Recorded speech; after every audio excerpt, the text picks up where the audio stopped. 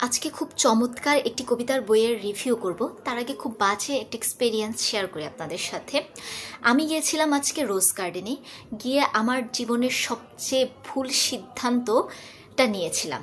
মানে ওখানে যাওয়াই ছিল আমার জীবনের সবচেয়ে বড় ভুল। আমি কয়েকজনের ব্লগ দেখে ওইখানে গিয়েছিলাম। ব্লগে তো সবাই খুব সুন্দর করে বলে যে হ্যাঁ জায়গাটা অনেক সুন্দর, অনেক চমৎকার, আপনারা যেতে পারেন হ্যান ত্যান। তারা এই জিনিসটা বলে না যে ওই জায়গায় যেতে হলে আপনাকে অনেকটা পথ হেঁটে যেতে হবে, তারপর এখানে তিল ধারণের জায়গা নেই, অনেক ছাপড়ি টিকটকারে ভরা, আপনি অনেক ধাক্কাধাক্কি করে ভেতরে ঢুকতে পারবেন না, রাস্তার এই মাথা থেকে সেই মাথা পর্যন্ত বিশাল লাইন। এই সব কিছু তারা এড়িয়ে যায়। ঠিক আছে, এর কারণে কি হয়, আমাদের সময় অপচয় হয়, টাকা অপচয় হয়, মানে খুব ভোগান্তি হয়। যারা এই ব্লগগুলো দেখে চিন্তা করেন যে রোজ গার্ডেনে যাবেন, প্লিজ যায়েন না। গিয়ে আপনার মেজাজ খারাপ হওয়া ছাড়া আর কিছুই হবে না। এবার তো রোজ গার্ডেন ব্যাপার গেল।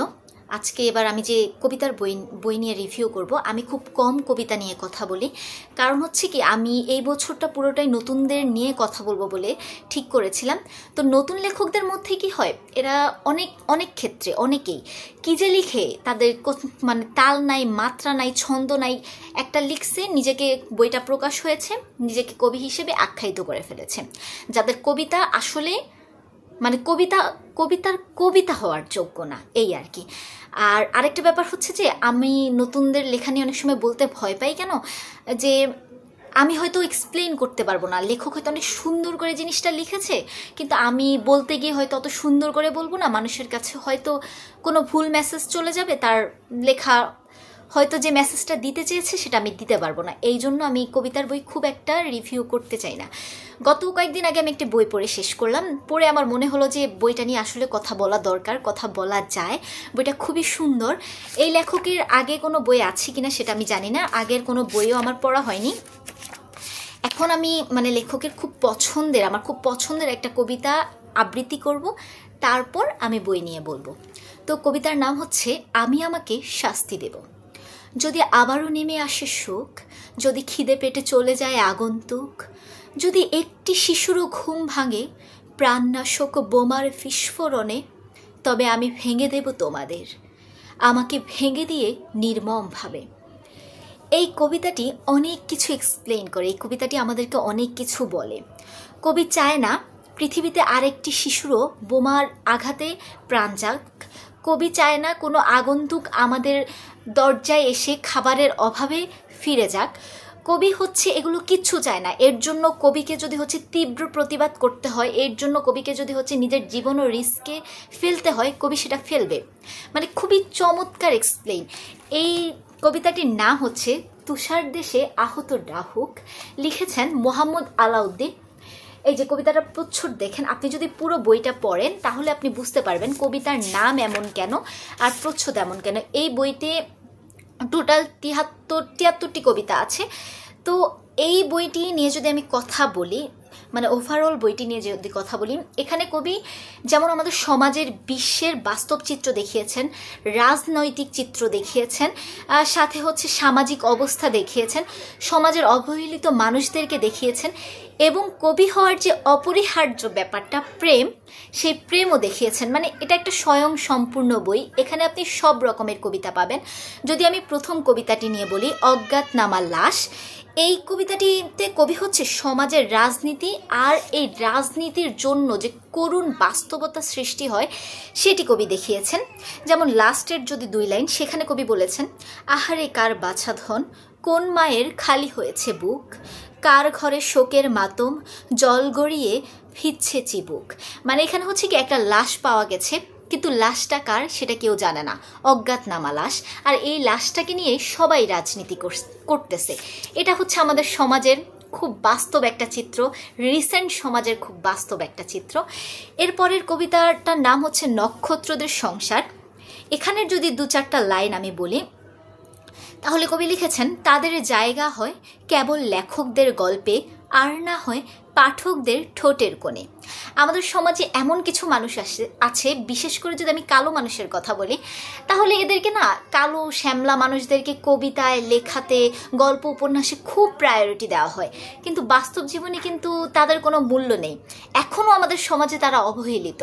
তো কবি হচ্ছে এইসব মানুষদেরকে নিয়েই কবিতাটি লিখেছেন। তারপরে যে কবিতাটি, সেটির নাম হচ্ছে অনিয়ন্ত্রিত পাখির মন। এখানে কবি বলেছেন, সবার সব কিছু মিটিয়ে দেই আর বলি এবার তোমরা শান্ত হও, সবাই মিলে এক হও। কবি মানে চান যে হচ্ছে আমাদের সকলের মধ্যে যে আফসোস, যে বড় হওয়ার ব্যাপারটা, আরেকজনকে ছোট করার ব্যাপারটা, এই জিনিসটা না থাকুক। আমরা হচ্ছে সবাই মিলে যাতে এক হয়ে যাই। কবি একটি সম্প্রীতির দেশ চান, এটা হচ্ছে এইটাই বলে। তারপরের যে কবিতাটা, সেটি হচ্ছে ভুলে যাওয়াই মানুষের স্বভাব। ওই যে বললাম প্রেম, মানে কবিদের যে অপরিহার্য ব্যাপারটা, এখানেও কবি হচ্ছে সেই জিনিসটাই বুঝিয়েছেন। তো কবি হচ্ছে এখানে লিখেছেন, জেনে রেখো মানুষ ভুলে যায়, ভুলে যাওয়াই মানুষের স্বভাব। তো ব্যাপারটা আসলে তেমনই, ভুলে যাওয়াই তো মানুষের স্বভাব, তাই না? আমরা খুব প্রয়োজন ছাড়া কাকে মনে রাখি? কাউকেই মনে রাখি না। আর এই ব্যাপারটা ভেবেই কবি দুঃখী হয়ে যান। তারপরে এখানে আরও অনেক সুন্দর সুন্দর কবিতা আছে। আমি যদি মাঝ থেকে একটা কবিতা বলি, সেখানে হচ্ছে, সেটার নাম হচ্ছে ন্যায় অন্যায়ের ভুল চর্চা। এখানে কবি লিখেছেন যে বিচারক 10 গ্রামের মাথা, সে হয়তো সমাজের রাজমুকুট।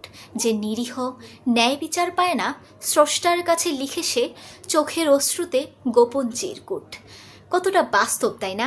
মানে সব সময় দেখা যায় যে রাজাই প্রায়োরিটি পায়, আর রাজার নিচে যে প্রজারা আছে, এদের হচ্ছে বলার মতো, বিচার দেওয়ার মতো কে থাকে? শুধুমাত্র সৃষ্টিকর্তা, তাই না? এই ছাড়া তো এরা হচ্ছে ন্যায্য বিচার কখনো পায় না। তো ব্যাপারটাই হচ্ছে কবি এখানে মানে বাস্তব সমাজের যে বাস্তব চিত্রটা, সেটা হচ্ছে কবি চিত্রকল্প, উপমা দিয়ে আমাদের চোখের সামনে জীবন্ত করে তুলেছেন। তো এই ছাড়া যদি এখানে আরেকটা কবিতা নিয়ে কথা বলি, সেটির নাম হচ্ছে এখানে বসন্ত আসে না। এখানে কবি লিখেছেন, এখানে বসন্ত আসে না, লেগে থাকে অনন্ত গ্রীষ্ম, লেগে থাকে বিষণ্ণতা, কাকেদেরও বাড়ে তাই শুধু নিগ্রহ। মানে কবি হচ্ছে প্রত্যাখ্যিত হয়। আগের যে কবিতাগুলো, তো এখানে হচ্ছে দেখা যায় কবি একটা জায়গায় অনিন্দিতাকে ভালোবেসে প্রত্যাখ্যিত হয়, সেখানে হচ্ছে কবি পরক্ষণে এই প্রত্যাখ্যান মানে গ্রহণ করে কবি লিখেন যে এখানে বসন্ত আসে না। তারপর হচ্ছে এই যে প্রত্যাখ্যানের ব্যাপারটা, সেখানে সেটা আবার কবি লেখেন আমার 12 মাসি বৃষ্টির শহর কবিতায়। সেখানে কবিতা লেখেন, অথচ আমি দিব্যি আরও কত কিছু ভুলে যাই, আমি সুন্দর সময়ের অপেক্ষায় থাকি, পৃথিবীতে সুন্দর সময় আসে কিন্তু আমি পাই না, আমি হারিয়ে ফেলি সুন্দর সময় আর তোমাকে। কবি ভালোবাসাকে ভুলতে চান, তবে তা কি ভোলা যায় আদৌ? তাই তিনি এরকম লাইনগুলো রচনা করেন। তো এখানে হচ্ছে এরকম আরও অনেক সুন্দর সুন্দর কবিতা আছে। শেষে এসে কবি হচ্ছে আমাদেরকে জানান, কোথাও কেউ ভালো নেই কবিতারা, ভালো নেই কবিরা, অভিমানে দেশ ছেড়েছে, কলম ছেড়েছে তাহারা, শাসনে ভাষণে সবই ঠিক, ন্যায্যতা কেন পলাতক, কোথাও কেউ ভালো নেই, ভালো না থাকা চারিদিক। এটা কিন্তু সত্যি, আমরা কোথাও কেউ ভালো নেই, মানে শাসন ভাষণ সবই দেয়, ঠিক আছে, কিন্তু তাও হচ্ছে আমরা ন্যায্য বিচার পাই না। এজন্য যে হচ্ছে সমাজের যে ভালো মানুষরা, কবি এখানে কবিদেরকে দিয়ে উপমা দেখিয়েছেন, আর তারা হচ্ছে দেশটা ছাড়তে চায়, তারা কলম ছাড়তে চায়, মানে তারা তাদের কথা ছেড়ে দিতে চায়। তারা দেখে যে হচ্ছে আমি এগুলো বলে তো আসলে লাভ নেই, আমি তো বিচার তো পাচ্ছি না, সবাই হচ্ছে মুখে বড় বড় ভাষণ দিচ্ছে, কিন্তু চারিদিকে দেখা যায় যে তেমন কিচ্ছু হচ্ছে না, কোথাও কেউ ভালো থাকছে না। তো মানে এই তো বললাম, এই বইটার যদি আপনি সবগুলো কবিতাটা পড়েন, ঠিক আছে, তাহলে আপনি বুঝতে পারবেন যে কবির লেখার যে হচ্ছে ভাব গম্ভীরতা কতটা। মানে এখানে কবির ছন্দের যেমন মিল রয়েছে, কবিতাগুলো পড়লে না ফিল পাওয়া যায় যে হচ্ছে ঠিক আছে আমি কবিতা পড়েছি। খুব চমৎকার লেখা, প্রোডাকশনও খুব ভালো। এই বইটি প্রকাশিত হয়েছে 2025 সালে দাড়িকমা প্রকাশনী থেকে। তো আপনারা চাইলে বইটি পড়তে পারেন।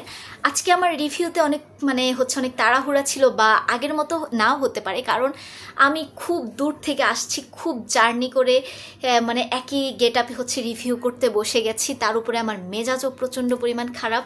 জানি না আমি কতটুকু বলতে পেরেছি বা কতটুকু বলেছি, তবে কবিতা প্রেমীদেরকে বলবো আপনারা ওনার বইটা পড়ে দেখতে পারেন, এই কবিতার বইটা পড়ে দেখতে পারেন, আপনারা আশা করি হতাশ হবে না। তো আজকে এই পর্যন্ত, ভালো থাকুন, সুস্থ থাকুন, আর রোজ গার্ডেনে এখন কোনোভাবেই না। আল্লাহ হাফেজ।